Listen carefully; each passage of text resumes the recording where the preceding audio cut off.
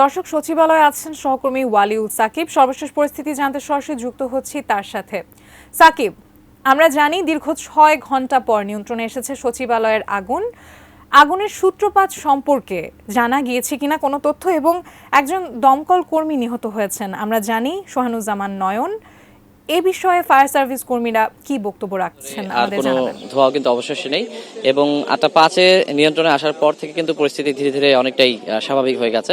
আমি কিছুক্ষণ আগে যেমনটি বলছিলাম যে এখানে সচিবালয়ের যারা কর্মকর্তা কর্মচারী রয়েছেন, তারা অসংখ্য কর্মকর্তা কর্মচারী যারা এখানে এসে ভিড় করছিলেন, অনেকেই কিন্তু জানতেন না যে রাতে আসলে এতটা ভয়াবহ অগ্নিকাণ্ডের ঘটনা ঘটেছে সচিবালয় 7 নম্বর ভবনে। তারপর অনেকে খবর জেনেও আসলে ছুটে এসেছেন যে আসলে তাদের কর্মস্থলে কি পরিমাণ যে ভয়াবহ ক্ষতি হয়েছে সেটি দেখতে কিন্তু তারা এসেছিলেন, আর কেউ কেউ এসেছিলেন নিয়মিত কাজে যোগ দিতে। তো তারপর তারা আসলে এই ঘটনায় মর্মাহত, এবং তারা বলছেন যে আসলে কিভাবে এই দুর্ঘটনা ঘটে গেল সেটি কিন্তু তারা নিজেরাও সন্দিহান, এবং তারা কিন্তু বেশ দুঃখ প্রকাশ করছিলেন যে তাদের দীর্ঘদিনের কর্মস্থলে আসলে এভাবে আগুন লেগে যাবে এবং এতটা ভয়াবহ ক্ষতিগ্রস্ত হবে সেটি কিন্তু তারা কখনো ভাবতে পারেনি। অ্যান্টিব্যাকটেরিয়াল অ্যাডিটিভ যুক্ত সেরা ওয়াটার ট্যাঙ্ক বিশুদ্ধ পানিতে ব্যাকটেরিয়া জন্মাতে দেয় না।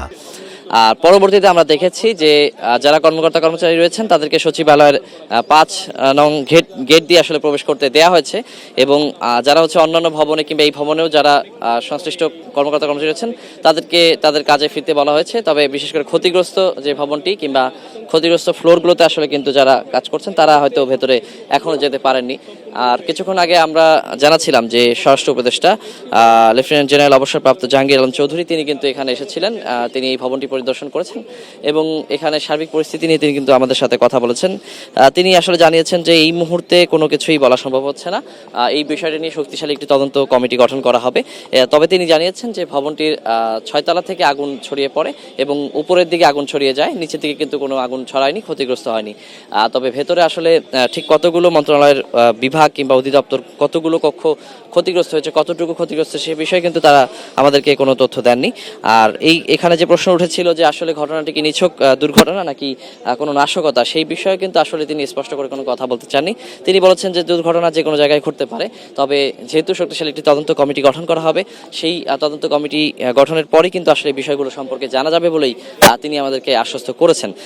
এছাড়া আমি বলতে পারি যে কিছুক্ষণ আগে আমরা দেখেছি যে তথ্য উপদেষ্টা নাহিদ ইসলামও কিন্তু এই সচিবালয়ের এখানে এসেছেন এবং তিনি ভেতরে প্রবেশ করেছেন।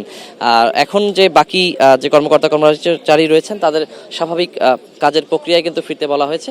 তবে ক্ষতিগ্রস্ত ভবনটি আসলে যে কতটুকু ক্ষতিগ্রস্ত হয়েছে এবং ঠিক ভেতরে কতগুলো গুরুত্বপূর্ণ নথি কিংবা কতগুলো মন্ত্রণালয়ের আসলে নথি খোয়া গেছে কিংবা হারিয়ে গেছে, দুঃখিত আমি যে পুড়ে গেছে, আসলে ক্ষতিগ্রস্ত হয়েছে, সেটি আসলে বলা যাচ্ছে না এই মুহূর্তে। তবে এই বিষয়টি সার্বিকভাবে তদন্ত কমিটি যাচাই বাছাই করবে।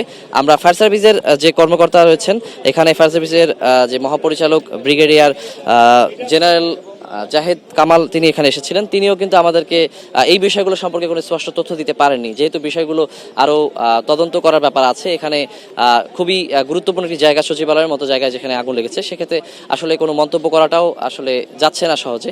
তো সেক্ষেত্রে আমাদের আরও অপেক্ষা করতে হবে বিষয়গুলো বিস্তারিত জানার জন্য।